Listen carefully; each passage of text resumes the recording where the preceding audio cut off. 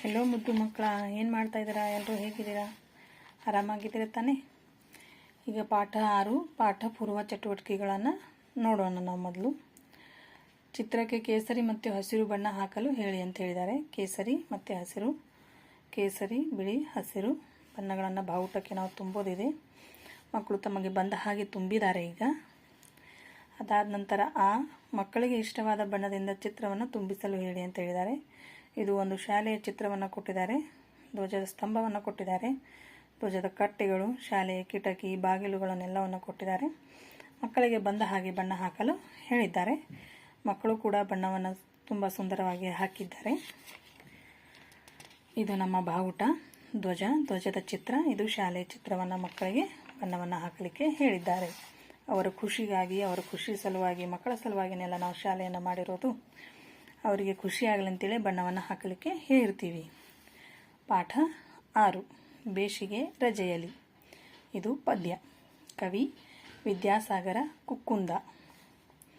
ಬೇಸಿಗೆ ರಜೆಯಲ್ಲಿ ಅಂದರೆ ನಾವು ಬೇಸಿಗೆಯಲ್ಲಿ ನಮಗೆ ಶಾಲೆಗೆ ರಜೆ ಸಿಕ್ಕ ಕೂಡಲೇ ನಾವೇನು ಮಾಡ್ತೀವಿ?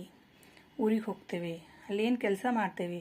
ನಮ್ಮ ತಂದೆ ತಾಯಿ ಜೊತೆ ಏನು ಮಾಡ್ತೇವೆ? ಬೇಸಿಗೆ ರಜೆಯಲ್ಲಿ ಏನೇನು ಕೆಲಸಗಳನ್ನು ಕಲಿತೇವೆ? ನಾವು ಹೊಸದಾಗಿ ಏನೇನು ಹೊಸದಾಗಿ ನೋಡ್ತೇವೆ ಅನ್ನೋದನ್ನು ಈ ಬೇಸಿಗೆ ರಜೆ ಅನ್ನೋ ಪದ್ಯದಲ್ಲಿ ಕವಿ ವಿದ್ಯಾಸಾಗರ ಕುಕ್ಕುಂದರವರು ಬರೆದಾರ. ಅದನ್ನು ನಾವೀಗ ನೋಡೋಣ ಅಂತ. ಬೇಸಿಗೆ ರಜೆಯಲ್ಲಿ ಅಪ್ಪನ ಜೊತೆನ ಹಳ್ಳಿಗೆ ಹೋಗುವೆನು. ಮಗು ಏನು ಮಾಡೈತಿ? ಸಿಟಿ ಒಳಗೆ ಬಂದು ಕಲಿಯಾಕತ್ತೈತಿ. ಅದಕ್ಕೆ ಅಪ್ಪನ ಜೊತೆ ನಾ ಏನು ಮಾಡ್ತೀನಿ? ಹಳ್ಳಿಗೆ ಹೋಗ್ತೀನಿ ಬೇಸಿಗೆ ರಜೆಯಲ್ಲಿ ಅಂತೇಳಿ ಹೇಳ್ಯಾನ. ಬೆವರನ್ನು ಸುರಿಸುವ ರೈತರ ಜೊತೆಯಲ್ಲಿ ನಾನು ದುಡಿಯುವೆನು ಅಂತ ಹೇಳ್ಯಾನವ. ಅವರಪ್ಪ ರೈತ ಇದ್ದಾನ, ಅವರಪ್ಪನ ಜೊತೆ ನಾನು ಕೂಡ ದುಡಿತೀನಿ ಅಂತ ಹೇಳ್ಯಾನವ. ಮುಗಿಲನೆ ಮುಟ್ಟುವ ಎತ್ತರ ದನಿಯಲ್ಲಿ ಹಾಡನ್ನು ಹೇಳುವೆನು. ರೈತರೇನು ಮಾಡ್ತಾರೆ? ಕೆಲಸಗಳನ್ನು ಮಾಡುವ ಸಂದರ್ಭಗಳಲ್ಲಿ ಅವರಿಗೆ ಬೇಸರ ಆಗದೇ ಇರಲಿ, ಕೆಲಸದ ನೋವು ಅವರಿಗೆ ಗೊತ್ತಾಗದೇ ಇರಲಿ, ಅಥವಾ ಕೆಲಸ ಮಾಡಿದ್ದೇ ಅವರಿಗೆ ದಣಿವಿನೇ ಆಗದೇ ಇರಲಿ ಅನ್ನೋ ಕಾರಣಕ್ಕೆ ಹಾಡುಗಳನ್ನು ಹಾಡ್ತಿರ್ತಾರೆ. ಯಾವ ರೀತಿ? ಮುಗಿಲನ್ನೇ ಮುಟ್ಟುವ ಎತ್ತರ ಧ್ವನಿಯಲ್ಲಿ ಅವರ ಹಾಡನ್ನು ಹೇಳ್ತಿರ್ತಾರೆ. ಅಷ್ಟು ಜೋರಾದ ಧ್ವನಿಯಲ್ಲಿ ಹಾಡನ್ನು ಅವರು ಹಾಡ್ತಿರ್ತಾರೆ. ನಾನು ಕೂಡ ಹಾಗೆ ಎತ್ತರವಾದ ಧ್ವನಿಯಲ್ಲಿ ಹಾಡನ್ನು ಹಾಡ್ತೀನಿ, ಹೇಳ್ತೀನಿ ಅಂತೇಳಿ ಮಗು ಹೇಳಾತೈತಿ. ಜಗದಲ್ಲಿ ನಡೆದಿಹ ಕೌತುಕ ವಿಷಯವ ಅವರಿಗೆ ತಿಳಿಸುವೆನು. ಜಗದಲ್ಲಿ ರೈತರಿಗೆ ಇರದೇ ಇರುವಂತಹ ತುಂಬ ಕೆಲಸಗಳು ಈ ಜಗದಲ್ಲಿ ವಿಷಯಗಳು ನಡೆದು ಹೊರಟಿರ್ತಾವೆ. ಆದರೆ ರೈತರಿಗೆ ಅದನ್ನೆಲ್ಲ ಕೇಳುವ ಅಥವಾ ನೋಡುವ ಸಮಯ ಇರುವುದಿಲ್ಲ. ಅಷ್ಟೊಂದು ಕೆಲಸದಲ್ಲಿ ನಿರತರಾಗಿರ್ತಾರೆ ರೈತರು ಅಂದರೆ. ಅದಕ್ಕೆ ಅವರಿಗೆ ಜಗದಲ್ಲಿ ನಡೆದಿರುವಂತಹ ಕೌತುಕ ವಿಷಯಗಳನ್ನು, ಒಳ್ಳೊಳ್ಳೆ ವಿಷಯಗಳನ್ನು ನಾನು ಅವ್ರಿಗೆ ಹೇಳ್ತೀನಿ ಅಂತೇಳಿ ಮಗು ಹೇಳಾತೈತಿ. ತೋಟದಿ ಬೆಳೆದಿಹ ಬಗೆ ಬಗೆಯ ಹಣ್ಣಿನ ಸವಿಯನು ಸವಿಯುವೆನು. ಅವ್ರ ತೋಟದಾಗ ಅವ್ರ ತಂದೆ ಇಲ್ಲಿ ತನಕನೂ ಹಣ್ಣುಗಳನ್ನು ಬೆಳೆದಿರ್ತಾರೆ. ಪೇರಲ ಹಣ್ಣು, ಸೀಬೆ ಹಣ್ಣು, ಮಾವಿನ ಹಣ್ಣು, ಮತ್ತು ಇನ್ನು ನಿಂಬೆ ಹಣ್ಣು, ಬಾಳೆಹಣ್ಣು, ಈ ರೀತಿ ಇನ್ನೂ ಬಗೆ ಬಗೆಯ ದ್ರಾಕ್ಷಿ ಹಣ್ಣು, ಇಂಥ ಹಣ್ಣುಗಳನ್ನೆಲ್ಲ ಬೆಳೆದಿರ್ತಾರಲ್ಲ, ಆ ಹಣ್ಣಿನ ಸವಿಯನ್ನು ನಾನು ಸವಿತೀನಿ ಈಗ ಬೇಸಿಗೆ ರಜೆಯಲ್ಲಿ ಹೋಗಿ, ನಮ್ಮ ತೋಟಕ್ಕೆ ಹೋಗಿ ಅಂತ ಹೇಳಾಕತ್ತಾನ ಹುಡುಗ. ಹಚ್ಚನೆ ಹಸುರಿನ ಸುಂದರ ಸೃಷ್ಟಿಯ ಸೊಬಗನು ಕಾಣುವೆನು. ಈಗ ಹೊಲದಲ್ಲಿ ಎಲ್ಲ ಕಡೆ ಬಿತ್ತಿರ್ತಾರಪ್ಪ. ಬಿತ್ತಿದಾಕರೆ ಎಲ್ಲ ಕಡೆ ಹೆಂಗೆ ಕಾಣಿಸ್ತಿರ್ತೈತಿ? ನಮಗೆ ಹಚ್ಚು ಹಸಿರು ಕಾಣಿಸ್ತಿರ್ತೈತಿ.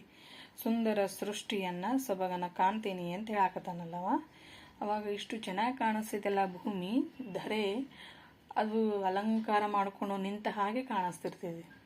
ಬಗೆ ಬಗೆ ಬೆಳೆಗಳು, ಬಗೆ ಬಗೆ ಹೂಗಳು, ಬಗೆ ಬಗೆ ಹಣ್ಣುಗಳಿಂದ ಹಚ್ಚ ಹಸಿರಾಗಿ ಎಲ್ಲ ಕಡೆ ಹಸಿರಾದ ಸೀರೆ ಉಟ್ಕೊಂಡು ಭೂದೇವಿ ಮಲಗಿದಾಳೋ ಏನೋ ಅನ್ನುವಷ್ಟು ಚೆಂದಾಗಿ ಭೂಮಿ ಕಾಣಿಸ್ತಿರ್ತೈತಿ. ಅವಾಗ ಸೊಬಗನ್ನು ಕಾಣ್ತೀನಿ ನಾನು. ನೀರಿದ್ದವರು ಹೊಲದಲ್ಲಿ ತಮ್ಮ ಬೆಳೆಗಳನ್ನು ಬೇಸಿಗೆಯಲ್ಲಿ ಮಾಡಿರ್ತಾರೆ.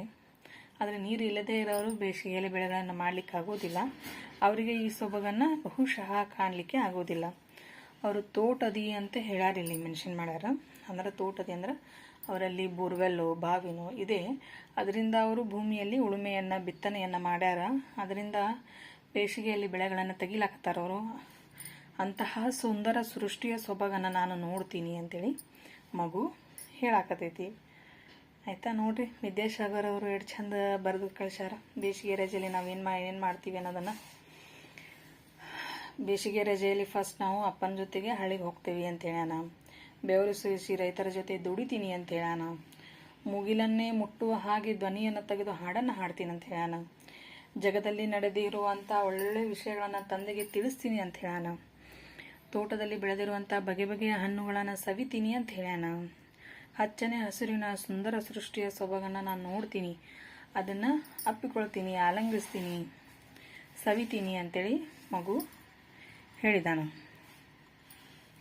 ನೋಡಿ, ಕೇಳಿದ ಪದಗಳು: ಬೇಸಿಗೆ, ರಜೆ, ಹಳ್ಳಿ, ಬೆವರು, ರೈತ, ದುಡಿ, ಮುಗಿಲು, ಎತ್ತರ, ದನಿ, ಹಾಡು, ಜಗ, ಕೌತುಕ, ವಿಷಯ, ತೋಟ, ಹಣ್ಣು, ಸವಿ, ಹಚ್ಚನೆ, ಸುಂದರ, ಸೃಷ್ಟಿ, ಸೊಬಗು. ಪದಗಳ ಅರ್ಥ: ರೈತ, ಕೃಷಿಕ; ಮುಗಿಲು, ಆಕಾಶ; ಸವಿ, ರುಚಿ; ಸೊಬಗು, ಚಂದ. ಪದ್ಯದ ಸಾಲುಗಳಲ್ಲಿ ಬಿಟ್ಟಿರೋ ಪದಗಳನ್ನು ಮಕ್ಕಳಿಂದ ಹೇಳಿಸಿ ಅಂತ ಹೇಳ್ಯಾರ. ಅಪ್ಪನ ಜೊತೆನ ಎಲ್ಲಿಗೆ ಹೋಗುವೆನು? ಹಳ್ಳಿಗೆ ಹೋಗುವೆನು. ಎತ್ತರ ದನಿಯಲ್ಲಿ ಹಾಡನು ಹೇಳುವೆನು. ಬಗೆ ಬಗೆಯ ಹಣ್ಣಿನ ಏನು ಸವಿತೀರಿ? ಬಗೆ ಬಗೆಯ ಹಣ್ಣಿನ ಸವಿಯನು ಸವಿಯುವೆನು. ಸುಂದರ ಸೃಷ್ಟಿಯ ಸೊಬಗನು ಕಾಣುವೆನು ಅಂತ ಹೇಳಿ. ತುಂಬ ಈಸಿ ಅದಾವು, ಮಕ್ಕಳಿಗೆ ಹೇಳಿಸ್ರಿ, ಕಲಿತಾರೆ ಅವ್ರು ಕೂಡ.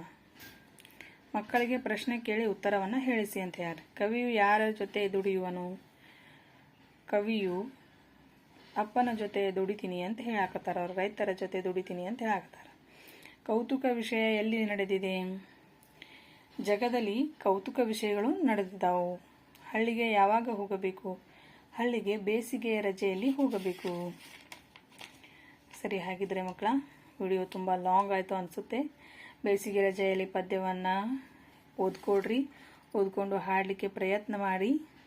ನನಗೆ ನಿಮ್ಮ ಹಾಗೆ ಹಾಡಲಿಕ್ಕೆ ಬರೋದಿಲ್ಲ, ಅದಕ್ಕೆ ನಾನು ಹಾಡು ತೋರಿಸ್ಲಿಲ್ಲ, ಸಾರಿ. ನನ್ನ ಧ್ವನಿ ಬರೋದಿಲ್ಲ ಅಷ್ಟು. ಸರಿ, ಹಾಗಿದ್ರೆ ನೀವು ನನ್ನನ್ನು ಸಬ್ಸ್ಕ್ರೈಬ್ ಮಾಡ್ಕೊಂಡು ನೋಡ್ಕೊಳ್ಳಿ. ಶೇರ್ ಮಾಡಿ, ಲೈಕ್ ಮಾಡಿ ಮತ್ತು ಸಬ್ಸ್ಕ್ರೈಬ್ ಮಾಡಿ ಪ್ಲೀಸ್. ನನ್ನನ್ನು ಬೆಳೆಸಿ, ನೀವು ಬೆಳೆಯಿರಿ. Thank you so much.